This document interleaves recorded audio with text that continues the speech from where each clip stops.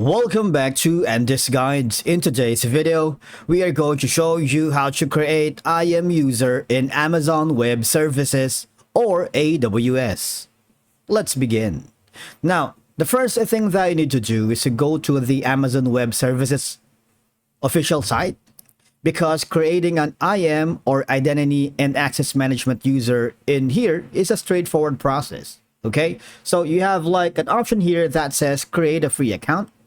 Okay, so I need you to click on this, and what will happen is you would be forwarded in another page wherein you can simply sign up for AWS. You can use your root user email address plus the AWS account name.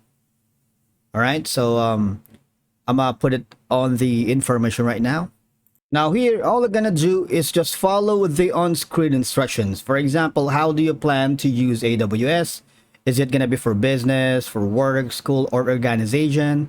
The idea is IAM users will allow you to assign specific permissions to individuals or services, ensuring that each user has only the access necessary to perform their tasks. So that's why it's very important on how you plan to use AWS, be it for business, for work, school, or organization, for clients or company, or for personal, for your own projects.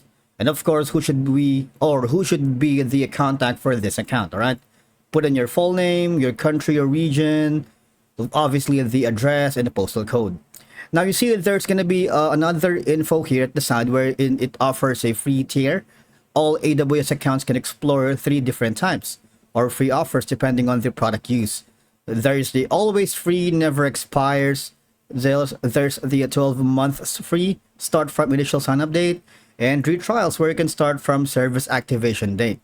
The thing is, you can set your own credentials, access and keys, and password to make it easier to manage and audit the access and activity as you opposed to share a single set of credentials. Now, I'm going to put more information here and then I'm gonna put in the next step, all right?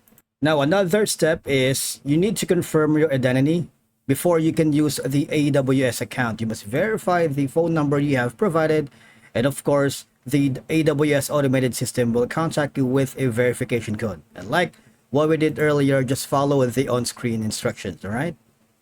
Now, one of the last steps for signing up here in AWS is to select a support plan. Of course, you can choose a support plan for your business or personal account.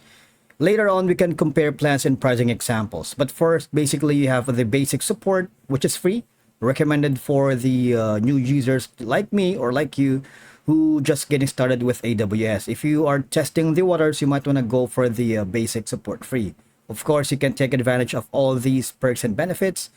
But if you wanted to scale up, you might want to go for the developer support from $29 per month. And again, it is recommended only for technical experts like developers experimenting with AWS. If you don't have the knowledge, you might want to skip that and go for the basic support.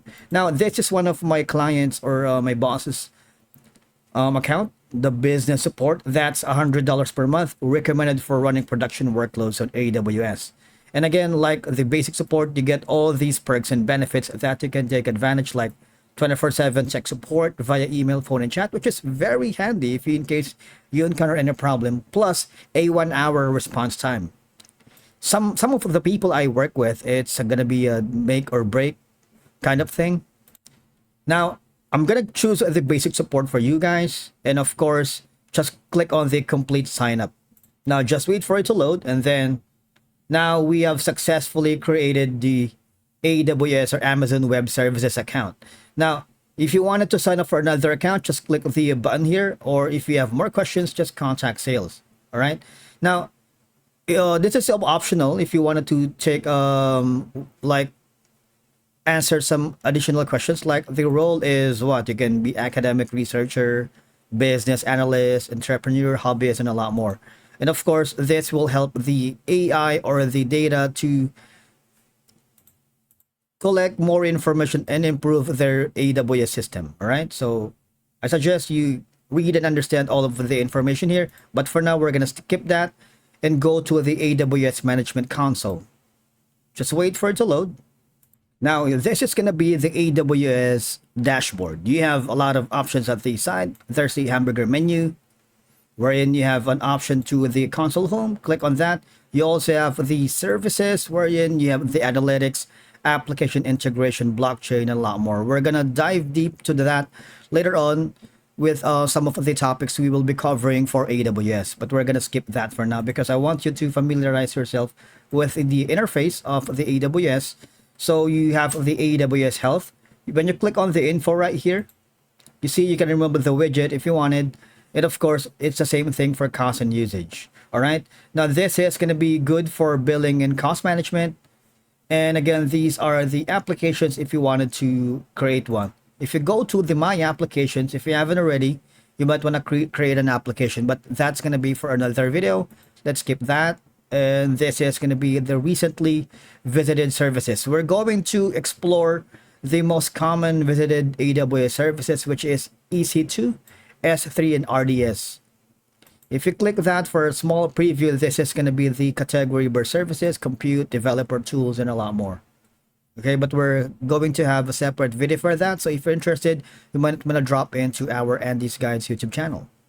Now, in the create application, by the way, you can click on the ellipsis here. You can remove widgets if you think this is cluttered and it's not giving you the default that you wanted. But of course, if you want to click the reset to default, just click on reset and everything will be back to normal as it is. On the upper right corner, you have the notifications, the help center. If you need more help, for example, you're encountering any problems or glitches here around the AWS, you might want to click on that.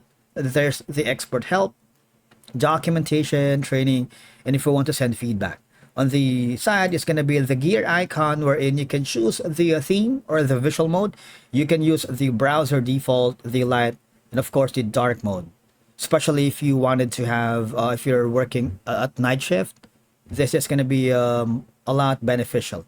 If you click on the more user settings here, you would be forwarded to another page wherein you're going to load a lot of information here. You can, of course, choose the language if you're more comfortable using a different language. For example, I'm going to be using English US. But if you're fluent with another language like Bahasa Indonesia or Portuguese, you might want to choose that. But we're skipping this. We're exploring some information here. And on the upper right corner, you see you can choose the time, the standard time that you wanted. And of course, I'm using the US Eastern North Virginia. All right, so basically that's how you create IAM users. And of course, from here, you can manage their permissions effectively. You can enhance the security, manageability, and efficiency of your AWS environment. Thank you so much for watching, and we will see you again in the next video.